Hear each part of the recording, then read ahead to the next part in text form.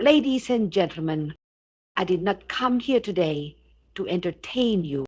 I came with a burden in my heart, a divine urgency, because too many lives are spiraling, not from the outside forces, but from the inside storm, come from uncontrolled minds, from misused money, from careless mouths.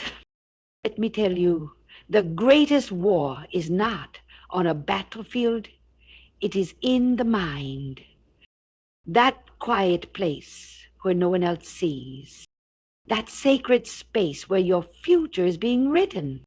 You cannot rise higher than your thoughts.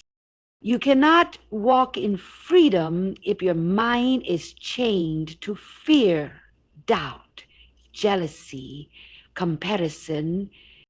Oh, how many destinies are delayed because someone did not take control of their mind. And then, money. Uh, oh, the money. It is not evil, no. But when you love it, when you chase it, when it becomes your identity, it will own you. It will silence your purpose. You spend your life buying what you don't need to prove something to people who don't care. But when you surrender your money, when you let it become a tool of service, not a symbol of status, that's when you are free. Live with joy. Steward with wisdom. Trust that what you sow in love, you will reap in due season. Now, the mouth. Oh, dear God, the mouth. It blesses and curses. It builds and destroys. You can pray on Sunday and poison someone on Monday with the same tongue. Let your words be fire, yes, but holy fire. Let your speech carry grace, not gossip. Speak what lifts, not what tears. And sometimes, hear me now, sometimes the greatest anointing is in your silence. So I ask you, are you thinking, what are you chasing? And what are you saying? Because, my friend, if you will discipline your mind, master your money, and guard your mouth, there is no force on earth that can hold you back from the purpose placed inside you. You are not weak. You are not bound. You have been given authority, divine power, not to be ruled by impulse, but to live with intention. So rise up, take your mind back, take your finances back, take your words back, and live, not as a victim of your thoughts, your spending, or your speech, but as a victor, a steward, light in the dark. God is not finished with you, but he needs you to take responsibility. Control your mind, control your money, control your mouth, and watch the heavens open. The battle begins in the mind, not out there, not in your bank account, not in your relationships, not even in your circumstances. It begins in the quiet, unseen, unspoken places of your thoughts. That battlefield is personal, it's private. No one else hears the war waged between truth and lies, between fear and faith, between identity and insecurity, but you do. It is in the mind that doubt first whispers. It is in the mind that fear starts to form. The enemy of your purpose doesn't have to touch your body. He only needs access to your thoughts. Because if he can shape how you think, he can shape how you live. If he can convince you that you're not enough, not ready, not worthy, then it doesn't matter what opportunities are placed in front of you, you'll never reach for them. Thoughts become beliefs, beliefs become patterns, and patterns build your reality. If you are constantly feeding your mind with what is negative, anxious, bitter, and limited, don't be surprised when your life starts reflecting those very things. You cannot walk in victory while thinking in defeat. You cannot live a life of peace while constantly meditating on chaos. But here's the truth. You can choose your thoughts. You are not a prisoner to what passes through your mind. You are the gatekeeper. Not every thought deserves to stay. Not every voice deserves your attention. You have the authority to cast down what is false and lift up what is good, what is pure, what is worthy. You can feed your faith instead of your fear.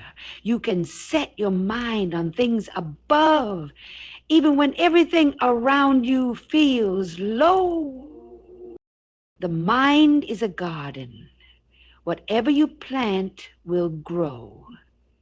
If you sow seeds of discipline, gratitude, faith, and purpose, in time the harvest will come. But if you allow weeds of resentment, distraction, and doubt to take root, they will choke out every blessing that was meant for you. This is why you must guard your mind like your life depends on it, because it does. When your thinking aligns with truth, your life follows. When your thoughts are ruled by peace, your steps become steady. And when your mind is renewed daily, you don't just survive, you rise. That battle in your mind, you can win it, one thought at a time. What you meditate on, you manifest. It's more than a phrase, it's a spiritual law. Your mind is like fertile soil, and whatever you plant in it, whether truth or deception, peace or panic, faith or fear, will begin to take shape in your life. Your dominant thoughts become the lens through which you see the world, interpret your circumstances, and decide your next move. If you constantly rehearse worst-case scenarios, you begin to expect them. If you dwell on lack, you live with a poverty mindset. No matter how much you have, the things you give your mental energy to are not harmless. They are the architects of your actions. That quiet space where you replay that conversation, entertain that doubt, feed that worry, it is sacred. It is powerful. What you allow to grow there will eventually show up in your habits, your choices, your relationships, and your outcomes. If you meditate on bitterness, you'll speak with cynicism. If you meditate on offense, you begin to isolate. If you meditate on insecurity, you'll shrink back from the very opportunities you prayed for. But if you begin to meditate on truth, that you are chosen, equipped, called, and covered, your life begins to align with that confidence. You begin to walk differently, speak differently, and expect differently. Meditation is not passive, it's intentional. You can't afford to be careless with what you think about over and over again. Repetition rewires your brain. It builds pathways. And soon, what you repeat becomes what you believe. And what you believe becomes what you build. So ask yourself, what do you think about when you're alone? What narrative plays in the background of your quiet moments? Because that narrative is shaping your next season. What you meditate on in secret will either sabotage you or strengthen you in public. You don't need to chase what you want to become. You need to meditate on it. If you want peace, dwell on it. If you want wisdom, meditate on it. If you want breakthrough, fix your thoughts on the one who brings it. This is not wishful thinking. It's spiritual focus. And where focus goes, power flows. You are already manifesting something. The question is it what you were created for? Discipline over desire is the difference between growth and stagnation, between fulfillment and regret.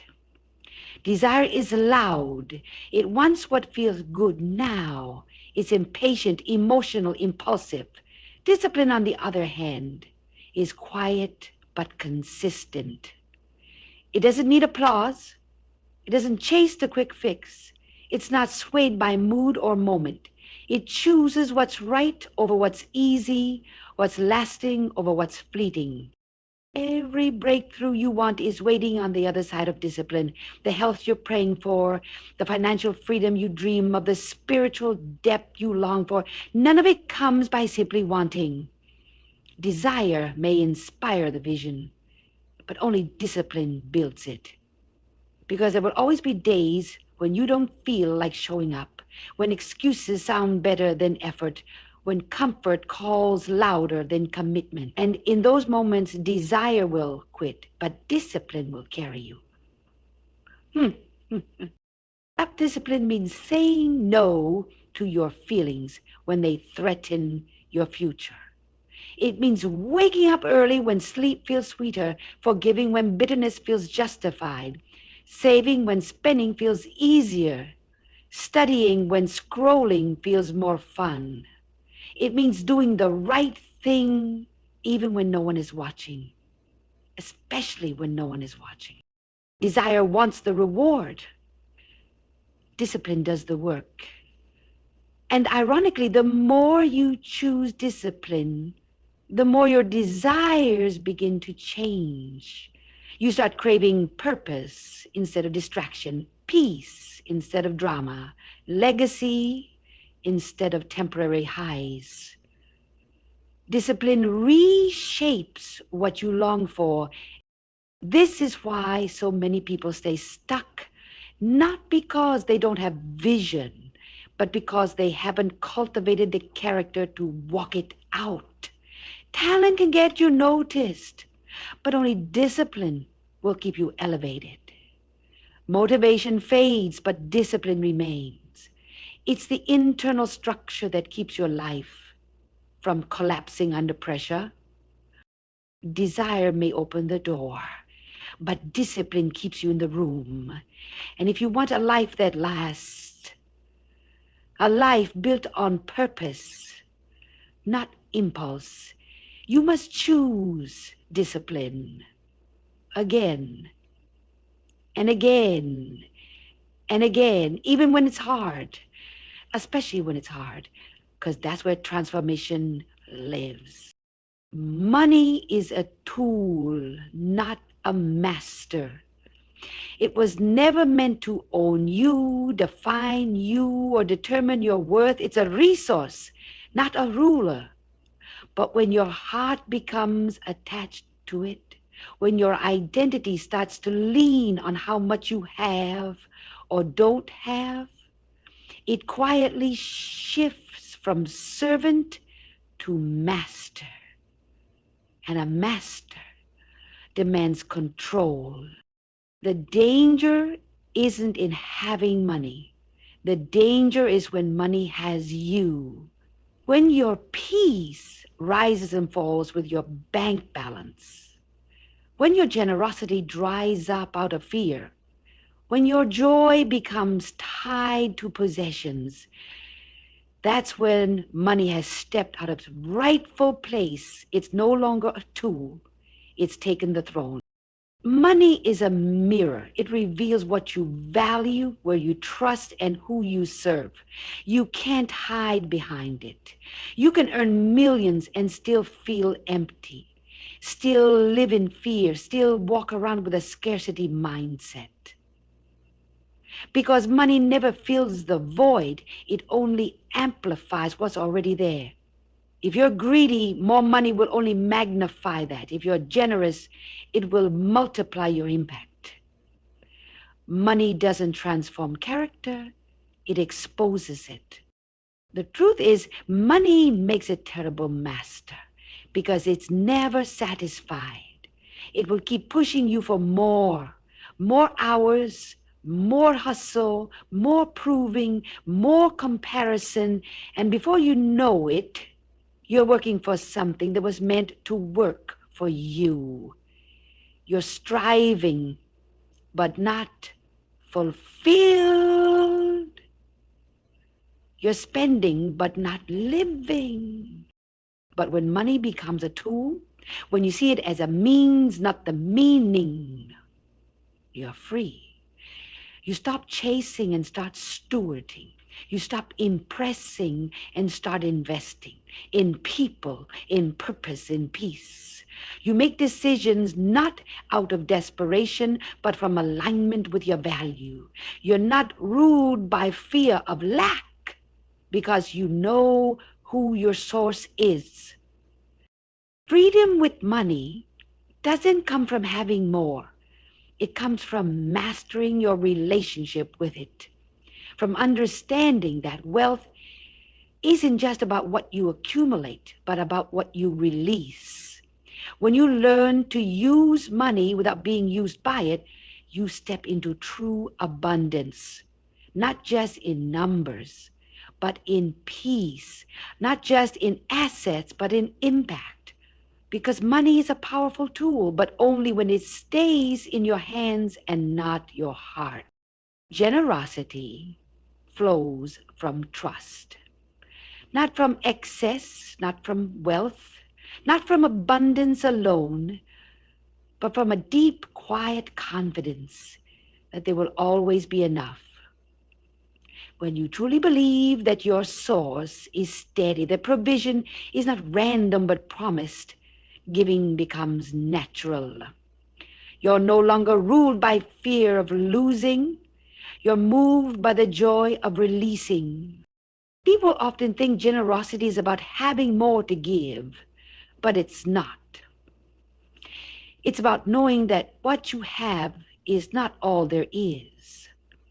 It's trusting that what leaves your hand doesn't leave your life. It returns, multiplied, in ways you can't always measure with numbers. Generosity is an act of faith. It says, I believe there's more where that came from. It's the refusal to live in a mindset of scarcity when you serve a God of abundance.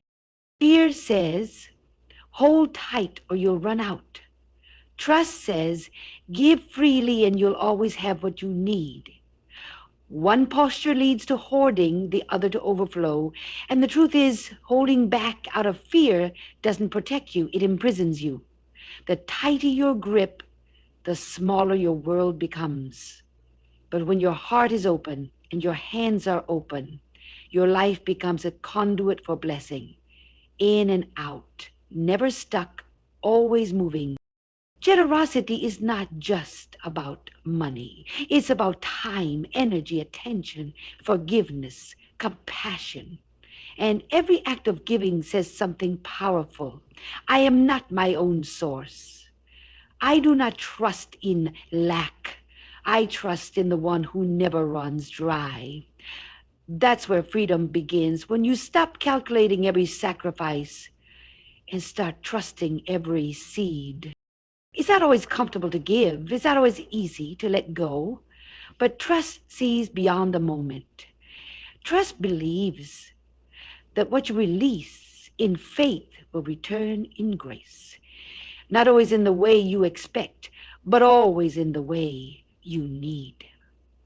And when that kind of trust lives in you. Generosity is no longer a task. It's a joy, a rhythm, a way of living that doesn't just bless others, it sets you free. Your words are seeds. Every sentence you speak, every phrase you release into the air carries the power to plant something in your life, in someone else's heart, in the atmosphere around you. Words are never just words. They take root, they grow, and in time they bear fruit, good or bad. What you speak reveals what you believe. You may try to hide your fears or doubts, but listen closely to your own language, and you'll discover exactly where your faith stands. Words spoken in frustration, bitterness, or sarcasm don't just disappear, they linger. They plant confusion, insecurity, division. But words spoken with grace, truth, and encouragement, they bring healing. They build up. They prepare the ground for peace. Too often, people speak carelessly, forgetting the weight their words carry, but careless words still carry consequences. When you speak defeat over your own life, I'll never make it. I'm not good enough. Nothing ever works out for me. You are sowing seeds of limitation, and if you keep watering those words with repetition, eventually you'll live inside the very world you built with your own tongue. But it doesn't have to be that way. You can choose what kind of harvest you want by choosing what kind of words you plant. Speak life when it feels easier to complain. Speak hope when the situation looks hopeless. Speak love even when you've been hurt. This isn't just about being positive, it's about being intentional. It's about recognizing that your words create environments. They can open doors or close them. They can lift someone from despair or push them deeper into it. And what you speak over others matters just as much. A single sentence spoken in love can shift someone's entire day. A word of affirmation can unlock confidence. A moment of silence broken by compassion can mend a heart that was ready to give up. You never know the power your words hold, not because of how loud they are, but because of how deeply they land. So plant wisely, speak with care. Let your words be seeds of peace, not poison, because in the end, you will always eat from the garden of your own voice. Speak as if someone's future depends on it, because it just might. Silence is spiritual strength, not the silence of apathy or avoidance, but the kind that flows from deep maturity, the kind that knows when to speak and when to stay still. In a world addicted to noise, opinions, and constant reaction, silence has become rare. But make no mistake, silence is not weakness. It's not emptiness. It's power under control. There are moments when the strongest thing you can do is say nothing. When your flesh wants to retaliate, when your pride wants to defend, when your insecurity wants to prove something, but your spirit says, be still. That kind of silence doesn't come from fear. It comes from trust.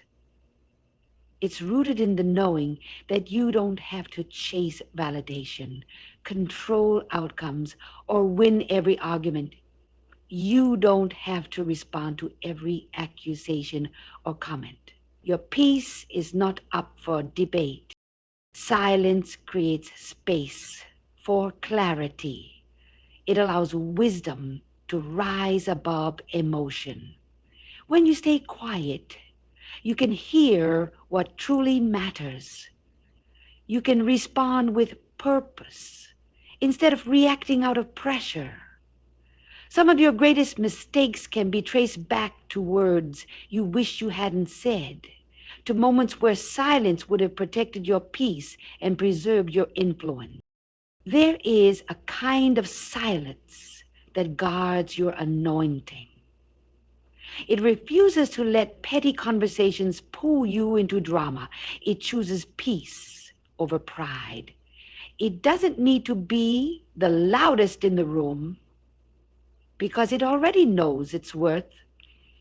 When you're secure in who you are and who you belong to, you're not rattled by noise. You're anchored in stillness. Even in prayer, silence is strength. It's not always about the words you speak, but the posture you take. Some of the deepest encounters with God happen not when you're talking, but when you're listening. In that quiet space, your spirit is strengthened, your heart is aligned, and your purpose is sharpened. You realize that you don't need to beg, convince, or strive. You just need to rest in the one who sees, hears, and knows. Silence is where wisdom grows. It's where pride dies. It's where peace reigns. And sometimes it's the most powerful message you'll ever deliver without saying a single word. Accountability brings breakthrough. It's not a restriction, it's a release. It's not about control, shame, or judgment. It's about alignment, clarity, and growth. You cannot conquer what you continue to hide. You cannot heal what you refuse to expose. Accountability is the bridge between who you are and who you are called to be. It calls you higher, not to condemn you, but to remind you of your purpose when you start to drift. Breakthrough doesn't happen in isolation. You may have vision, passion, and talent, but without accountability, you're vulnerable to distraction, self-deception, and burnout. We all have blind spots, places we can't see clearly because we're too close to them. Accountability invites trusted voices into those spaces. It's the humility to say, I need you to check me when I can't check myself. It's the courage to ask hard questions and to be asked in return. True accountability is not about someone policing your behavior. It's about someone protecting your destiny. It's about surrounding yourself with people who won't let you settle, who won't let you lie to yourself, who won't let you sabotage what God has placed in your hands. People who love you enough to challenge you, not flatter you, who will call out the gold in you, but also call out the compromise. Without accountability, talent can drift into arrogance. Potential can rot in procrastination. Success can become a trap. But with it, you gain clarity, focus, and consistency. You make decisions not based on mood, but on mission. You build habits that last. You walk with integrity even when no one is watching, because someone is walking with you. Breakthrough happens when you stop trying to do everything alone. When you admit, I need help here, I need guidance, I need truth spoken over my excuses. That's not weakness, that's wisdom, that's strength, because accountability doesn't limit you, it liberates you from the cycle of starting and stopping, of hiding and pretending, of knowing better but not doing better. You were never meant to carry purpose alone. And the moment you allow accountability into your life is often the moment everything starts to shift. Not because you suddenly became stronger, but because you finally became honest. And that honesty is the beginning of breakthrough. Stewardship over ownership is a mindset shift that changes everything. Ownership says, this is mine. Stewardship says, this is entrusted to me. Ownership clings tightly, fearing loss. Stewardship holds with open hands, knowing the responsibility is sacred. You don't truly own your time, your gifts, your resources, or even your influence. They are on loan. They are assignments, not possessions. When you live as a steward, you understand that what you've been given isn't just for you. It's meant to serve a greater purpose. Your skills, your position, your income, your voice, all of it carries weight. And how you manage it determines whether it multiplies or withers. A steward doesn't waste. A steward doesn't hoard. A steward doesn't operate out of entitlement, but out of gratitude and accountability. This way of thinking changes how you make decisions. It humbles you because you realize you are not the source, you're the vessel. It sharpens you because you're aware that one day you'll give an account for how you handled what you were given. Did you bury your gifts out of fear, or did you develop them with faith? Did you use your platform to elevate only yourself, or did you lift others as you climbed? Living as a steward means you stop measuring success by how much you have and start measuring it by how faithfully you manage what you've been given.